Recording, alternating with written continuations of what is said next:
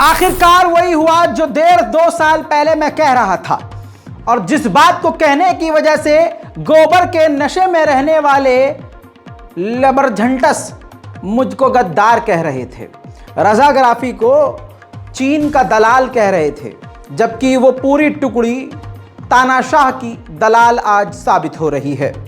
दोस्तों, क्या आपको मालूम, पता तो आपको होगा है कि चाइना ने पिछले एक हफ्ते में भारत को कई बड़े झटके दिए, और ऐसे में जो आपने थंबनेल पर देखा है वही हुआ है। भारत को लगभग चीन ने घेर लिया है, और ये चीन का प्लान काफ़ी पुराना था, और इस बात को तो अब मोदी सरकार की गवर्नमेंट ने भी मान लिया है। जी हाँ, उसी गवर्नमेंट ने जो गवर्नमेंट ये कह रही थी कि चीन को लाल आंख दिखाएंगे, अब वही लाल आंख नीली पीली हो चुकी है, और चीन की तरफ लाल आंख छोड़िए नजर तक नहीं उठ रही है। बहरहाल, अब आते हैं सीधा मुद्दे पर, लेकिन पिछले 3-4 झटके पहले बता दूं। अरुणाचल प्रदेश के 4 क्षेत्रों को जो भारत का अटूट हिस्सा है, उसके नाम योगी सरकार से इंस्पायर होके चीन ने बदलकर अपना घोषित कर दिया। फिर भारत सरकार ने दबाव में आकर मतलब कह दिया कि ये आप कैसे कर सकते हो, ये आप नहीं कर सकते हैं, लपर लपर कर दिया। लेकिन इस पर भी जवाब तुरंत चीन ने दे दिया और भारत को लाल आंख दिखा दी। कह दिया कि ये हमारा अधिकार है और हम अपने अधिकारों के तहत अपने इलाकों का नाम बदल सकते हैं। दूसरा झटका भूटान ने हमको दिया। भूटान ने कह दिया कि हमारा जो भारत के साथ ज़मीनी विवाद है उसमें चीन भी इन्वॉल्व है।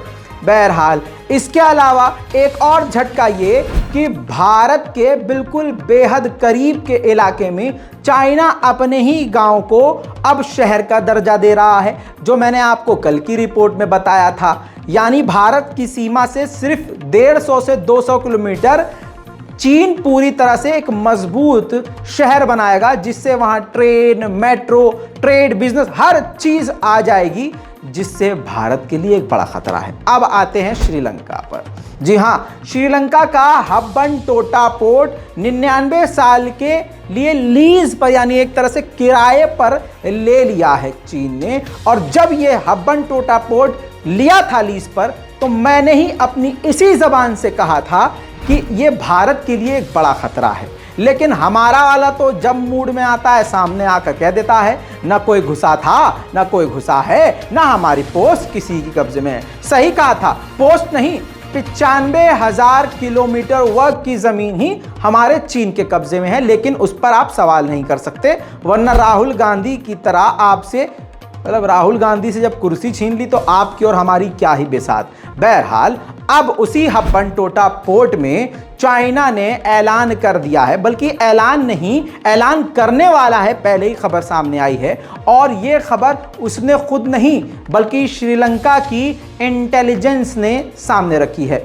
श्रीलंका ने बताया है कि हम्बनटोटा पोर्ट में ही अब वो एक रडार स्टेशन बनाने वाला है, जिससे भारत की कई सारी सीमाएं और कई सारे पोस्ट, इतना ही नहीं, जो हमारे न्यूक्लियर पावर प्लांट हैं उस पर भी अब चाइना नजर रख पाएगा। आइए मैं आपको दैनिक भास्कर के सोर्स से ये ग्राफिक्स के जरिए समझाना चाहूंगा। जरा इस ग्राफिक्स को देखिए। केरल का पोर्ट, तमिलनाडु का जो पोर्ट है, और कुड्डनकुलम न्यूक्लियर जो हमारा प्लांट है, और आंध्र प्रदेश का जो पोर्ट है, चांदीपुर मिसाइल टेस्ट रेंज है, और इसके अलावा कलपक्कम न्यूक्लियर प्लांट, यानी हमारे लगभग 2 से 3 न्यूक्लियर प्लांट और हमारे कई सारे पोर्ट श्रीलंका के बेहद करीब है।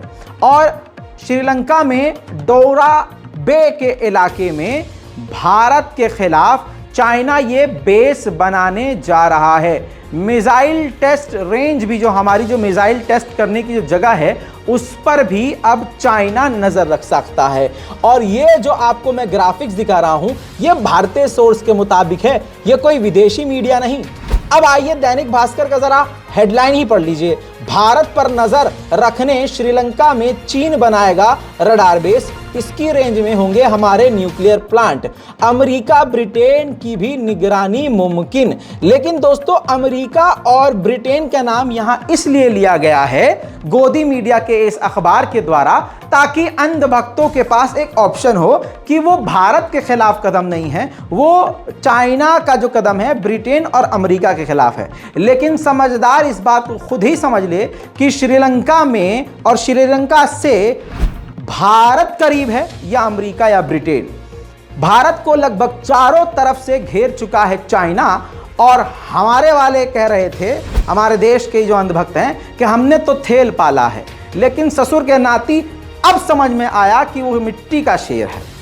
56 इंच का सीना नहीं, असल में अब ये दुनिया को साबित हो गया कि 56 इंच का कुछ और है। जी हाँ, मैं कुछ और का मतलब पीठ है 56 इंच की। तभी तो चीन को पीठ दिखाई जा रही है और भारत के अल्पसंख्यकों पर जुल्म किया जा रहा है, और मुसलमानों के मारे जाने पर, मुसलमानों की मस्जिदों पर नंगा नाच करने पर, मदरसों के जलाए जाने पर भी मोदी जी और हमारे गृह मंत्री माननीय अमित शाह जी पूरी तरह से खामोश हैं।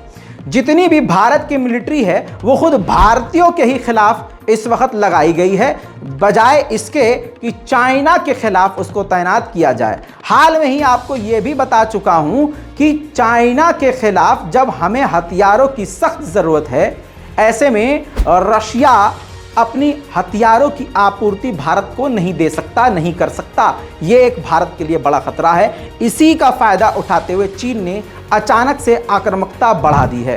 दोस्तों, इसके अलावा चीन की एक और हरकत को समझिए।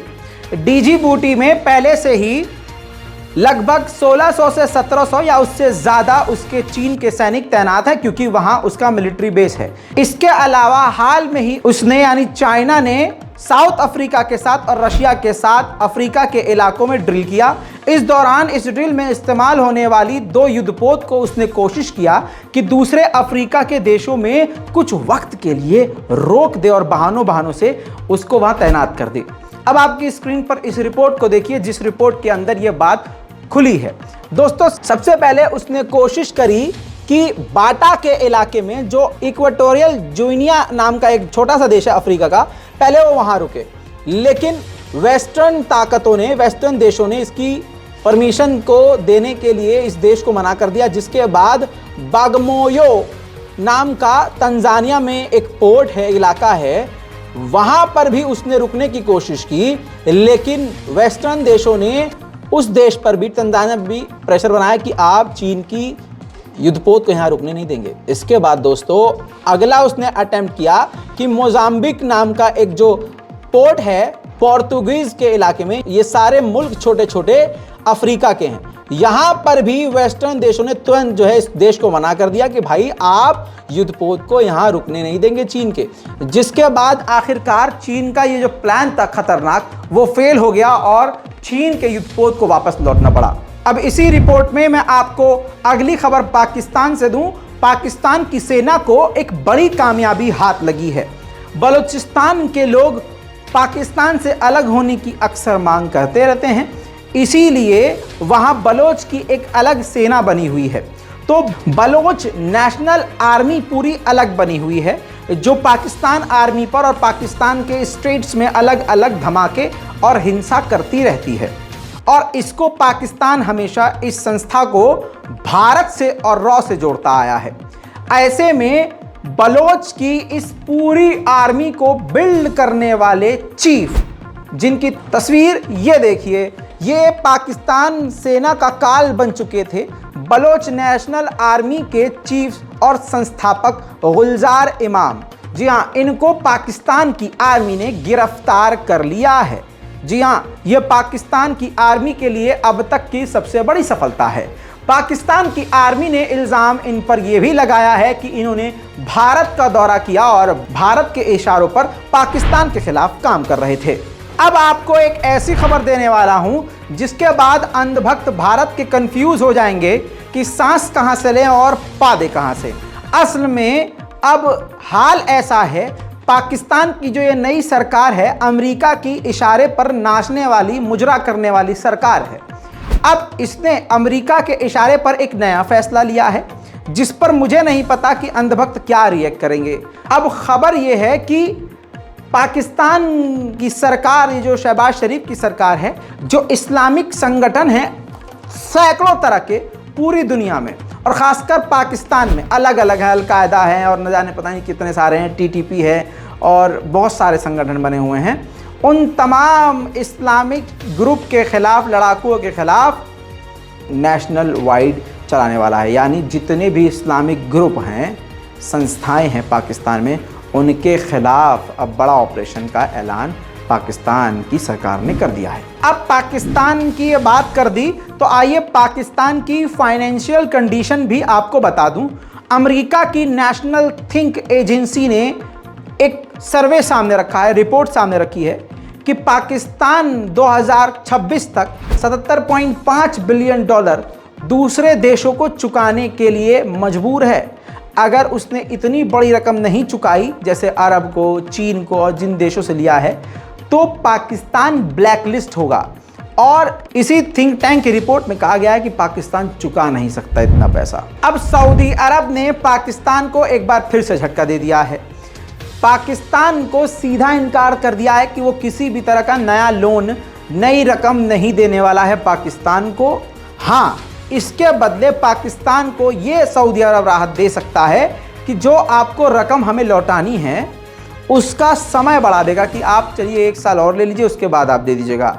दूसरी तरफ इसी सऊदी अरब ने इजिप्ट को धमकी दी है कि अगर आपको हमसे और कर्ज चाहिए, लोन चाहिए, तो आपके देश की अर्थव्यवस्था चलाने के लिए आपको नई टीम गठन करनी होगी और नए अधिकारी रखने होंगे ताकि आपकी देश की अर्थव्यवस्था ठीक से चल सके और हमारा पैसा डूबे नहीं। अब दूसरी रिपोर्ट बताता हूं आपको। दूसरी रिपोर्ट में यह कहा गया है कि सऊदी अरब ने नया लोन पाकिस्तान को देने के लिए ऐलान कर दिया है, जिसमें पाकिस्तान को 240 मिलियन डॉलर देने वाला है पाकिस्तान की एनर्जी सेक्टर के लिए। उधर पाकिस्तान की आईएमएफ से कुछ जम नहीं रही। यूएन के अंदर पाकिस्तान आईएमएफ से मुलाकात करने वाला था। ऐसे में न जाने क्या बात हुई, पाकिस्तान ने खुद इस मीटिंग को कैंसिल कर दिया। उधर अमेरिका की बाइडेन सरकार ने अपनी तमाम गलतियों का पिटारा ट्रंप पर फोड़ दिया है। जी हां, असल में ये सारी दुनिया देख रही है कि तालिबान ने अफगानिस्तान में अमेरिका को मुंह के बल जमीन पर पटक के कई किलोमीटर तक घसीटा। अमेरिका का भौकाल खत्म करने वाला पूरी दुनिया में तालिबान बना। तालिबान ने अमेरिका के पर कतर डाले, ऐसा हाल कर दिया। दुनिया ने देखा कि अफगानिस्तान में अमेरिका अपने फाइटर जेट, अपने अटैक हेलीकॉप्टर, अपने खरबों के हथियार, अपने एडवांस हेलीकॉप्टर और इसके अलावा करोड़ों खरबों रुपये कैश, डॉलर की शक्ल में छोड़कर फरार होने पर मजबूर हुआ। सारी दुनिया में उसकी आलोचना हुई। बाइडेन सरकार को घेरा जाने लगा और आए दिन बाइडेन सरकार को जलील किया जाने लगा। ऐसे में बाइडेन सरकार ने आधिकारिक बयान देते हुए कहा कि यह हमारी गलती नहीं है। अफगानिस्तान से सेना को निकालने का फैसला बाइडेन सरकार का नहीं बल्कि ट्रंप गवर्नमेंट का था, जब ट्रंप राष्ट्रपति थे। 2020 में कतर के अंदर ट्रंप की और तालिबान की एक मीटिंग हुई थी। डील ये हुई थी कि डोनाल्ड ट्रंप अमेरिका की तमाम सेना को अफगानिस्तान से निकाल लेंगे और इसके बदले अफगानिस्तान की ये तालिबान की जो सरकार बनेगी वो अमेरिकी कैदियों को और जिन जिन को छोड़ने के लिए ट्रंप ने साइन किया था उन तमाम लोगों को रिहा करेगी। तो कुल मिलाकर अमेरिका की इस बाइडेन सरकार ने पिटारा सारा किस पे खोल दिया? ट्रंप पर। इस पर ट्रंप भड़क गए हैं। ट्रंप ने कहा है कि अपनी नाकामयाबी छुपाने के लिए ये ब्लेम ट्रंप गेम खेल रहे हैं। अब बाइडेन सरकार ने वो जो सारी गलतियों का जो गठरा उठाकर ट्रंप पर फेंका है, ये सुन लीजिए। First and most critically, the president's decision to end the war in Afghanistan was the right one. The United States had long ago accomplished its mission to remove from the battlefield the terrorists who attacked us on 9/11 and to degrade the terrorist threat to the United States from Afghanistan. And now, with that war over, we can more squarely address the most pressing challenges of our day. America is on a stronger strategic footing, more capable to support Ukraine and to meet our security commitments around the world, as well as the competition with China, because it is not fighting a ground war in Afghanistan. But while it was always the President's intent to end that war, it is also undeniable that decisions made and the lack of planning done by the previous administration significantly limited options available to him. President Biden inherited a forced presence in Afghanistan of some 2,500 troops. उधर कई दिन से Taiwan के राष्ट्रपति America में हैं और इस पर लगातार चीन भड़क रहा है। अब नई पाबंदियां सामने आई हैं। चाइना ने जो ताइवान के प्रतिनिधि अमेरिका हैं उन पर कई तरह की पाबंदी लगाई है। इसके अलावा एक युद्धपोत और कई सारे शिप चीन ने ताइवान के समुद्री इलाके में भेज दिए हैं, जहां ताइवान और अमेरिका से टकराव का हाल बना हुआ है। और इसके अलावा अमेरिका की 2 बड़ी एजेंसियों और कंपनियों पर चीन ने पाबंदी लगा दी है। अब ज़बरदस्ती अमेरिका के इशारे पर कनाडा ने भी अपना युद्धपोत और एयरक्राफ्ट कैरियर चाइना और नॉर्थ कोरिया के खिलाफ समुद्र में तैनात कर दिया है। उधर चीन के प्रेसिडेंट का भौकाल ही अलग है, या उसको तानाशाही कह लीजिए या कुछ भी, इसको आप अंग्रेजी में प्रोटोकॉल भी कह सकते हैं। इमैनुअल मैक्रोन इस वक्त चीन में मौजूद हैं और चाइना के राष्ट्रपति के साथ उनकी मुलाकात हुई। इस मुलाकात के दौरान एक ताज़ा तस्वीर आपको दिखा रहा हूं। ये देखिए दोस्तों, इसमें देखिए जेब में इमैनुअल मैक्रोन हाथ डाल रहे हैं। किसी ने इनसे कहा कि आप जेब से बाहर हाथ निकाल लीजिए, तो इनका मुंह देखिए। क्या कहा तुमने? अच्छा मैं निकाल लेता हूँ। तो ये प्रोटोकॉल के तहत बोला गया था चीन की सिक्योरिटी के द्वारा कि शी जिनपिंग के बराबर में ऐसा ना हो चक्कू निकाल के शी जिनपिंग का काम तमाम कर दें। तो प्रोटोकॉल है भाई ये। तो इससे जो है काफ़ी घंघोर बेइज्जती इमैनुअल मैक्रोन की मानी जा रही है। तस्वीर आपको देखिए, इमैनुअल मैक्रोन के चेहरे का रंग उड़ गया था, एक्सप्रेशन ही बदल गया था। यार मैं अपनी जेब में भी हाथ नहीं डाल सकता। बहरहाल फ्रांस के राष्ट्रपति का ऐसा हाल चीन में ही हो सकता है। अब फ्रांस के राष्ट्रपति का ऐसा हाल हुआ, अब आइए फ्रांस का हाल दिखाता हूं। ये देखिए दोस्तों, फ्रांस की गलियां हैं। फ्रांस की गवर्नमेंट और इमैनुअल मैक्रोन के खिलाफ हिंसक प्रदर्शन लगातार 1 महीना हो चुका है, जारी है। मेरे दोस्तों ध्यान से देखिए किस तरह से सड़कों और चौराहों पर आग लगाई जा रही है। अगली तस्वीर, ये रेस्टोरेंट देखिए, ये रेस्टोरेंट में आग लगा दी गई है। अब आपको मेन बात बताता हूँ। ये जो रेस्टोरेंट है फ्रांस के पेरिस में है और ये इमैनुअल मैक्रोन का फेवरेट रेस्टोरेंट है। जी हाँ, इमैनुअल मैक्रोन के खिलाफ लोग कितना भड़के हुए हैं कि इमैनुअल मैक्रोन का जो फेवरेट रेस्टोरेंट था उसमें भी प्रदर्शनकारियों ने आग लगा दी है। इसके अलावा फ्रांस के प्रदर्शन को बिजली कर्मियों का भी समर्थन मिल गया है। फ्रांस के बिजली घर में काम करने वाले लोगों ने बिजली गुल कर दी, बत्ती गुल कर दी, जिसके बाद लाखों फ्रांस के लोगों को अंधेरे में रहना पड़ रहा है। दोस्तों इसके अलावा आपको बताऊं, कनाडा में बर्फीले तूफान की वजह से 2 लोगों की मौत हुई है और मरने वालों की संख्या अभी बढ़ेगी और कई लोग अभी लापता हैं। साथ ही आपको बता दूं कि बर्फीले तूफान की वजह से कई स्टेट बिजली गुल कर चुके हैं और बत्ती गुल है। देखिए